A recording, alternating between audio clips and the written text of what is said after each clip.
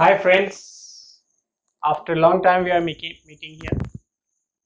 The first chapter in Mission Physics, that was the introduction of physics, that I had covered in 9 chapters, 9 videos that you might have understood and might have enjoyed also.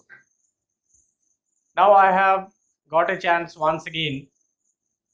After chapter 1, we have switched over into chapter 2, which is the most and very important chapters which you have to understand meticulously, stepwise, step by step. You must learn and implement into the understanding of physics further.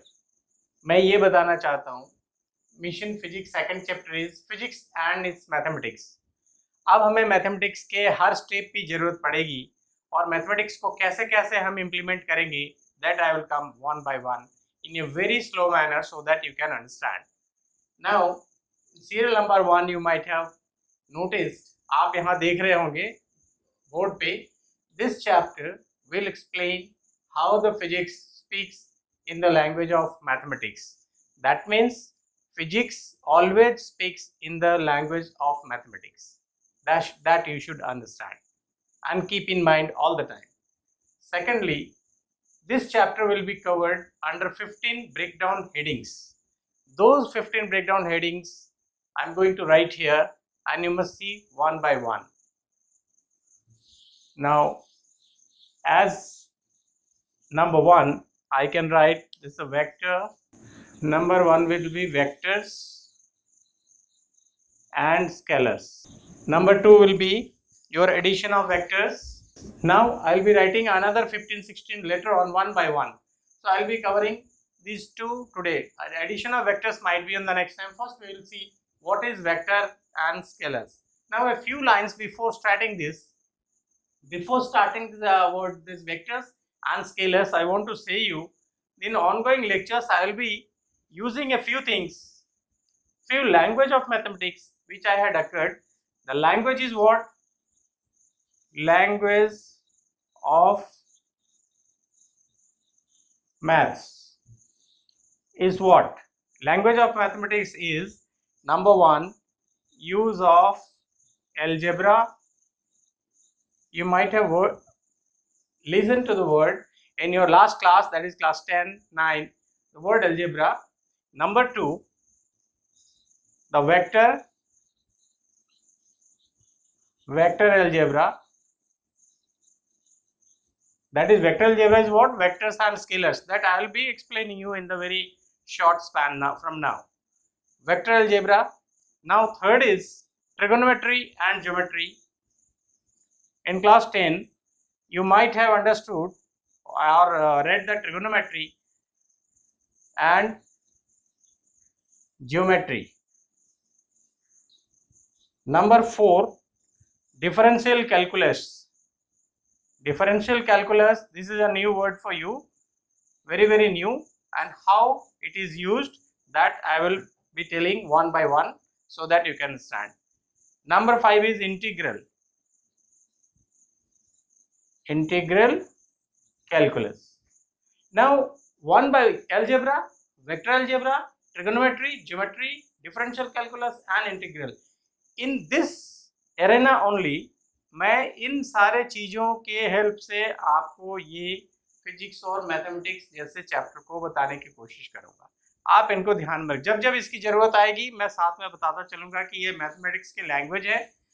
अगर हम language of mathematics की बात करते हैं तो यही आएगा. In the latter part I will be explaining a few other chapters. Now let us come straight way. I am coming to the point. First I will quote scalars. Scalars is what? इसमें आपने देखा होगा there is a word SCALE.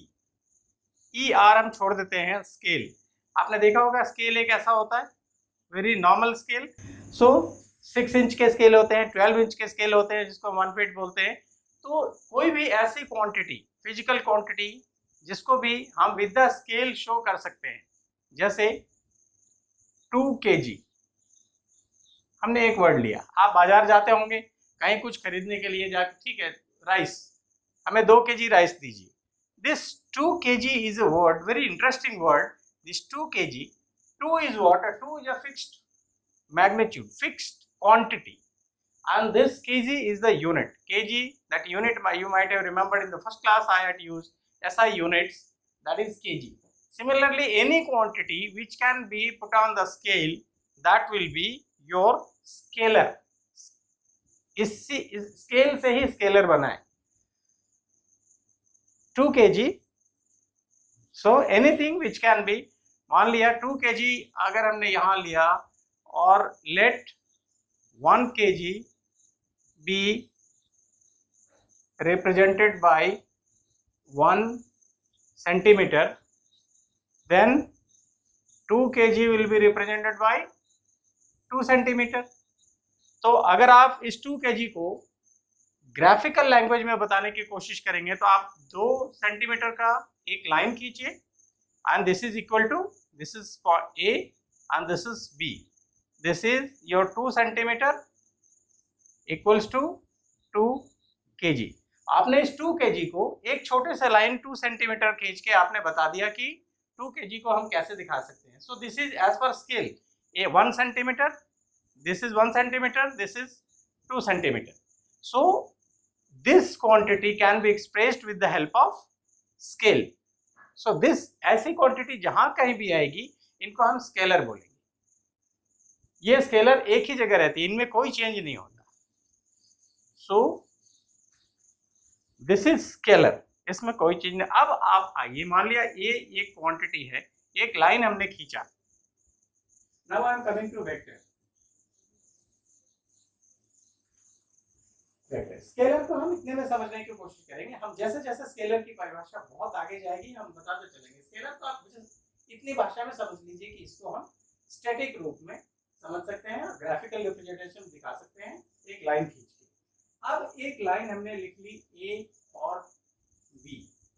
Vector, vector क्या है? किसी भी line scalar के ऊपर अगर हम उसके डायरेक्शन को दिखा दें, if we show the direction of the scalar, we can give the term name vector. Vector का मतलब यह है कि डायरेक्शन दिखाना.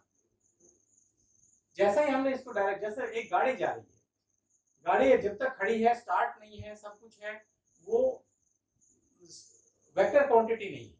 लेकिन जैसे ही वो चलने लगेगी, तो चलने लगेगी, कहाँ चलेगी, किस दिशा में चलेगी, ये सारी बातें जब उसके अंदर आएंगी तो हम इन्हें एक एरो मार्क से दिखा सकते हैं. That means this scalar quantity is going in some direction, this direction, this direction, this direction, this direction और दिस डायरेक्शन. एनी डायरेक्शन में भी कोई भी डायरेक्शन अगर आ जाएगा वो वेक्टर हो गया.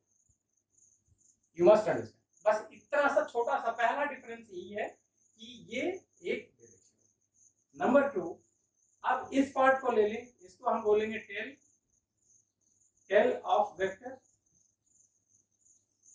इसको हम बोलेंगे हेड ऑफ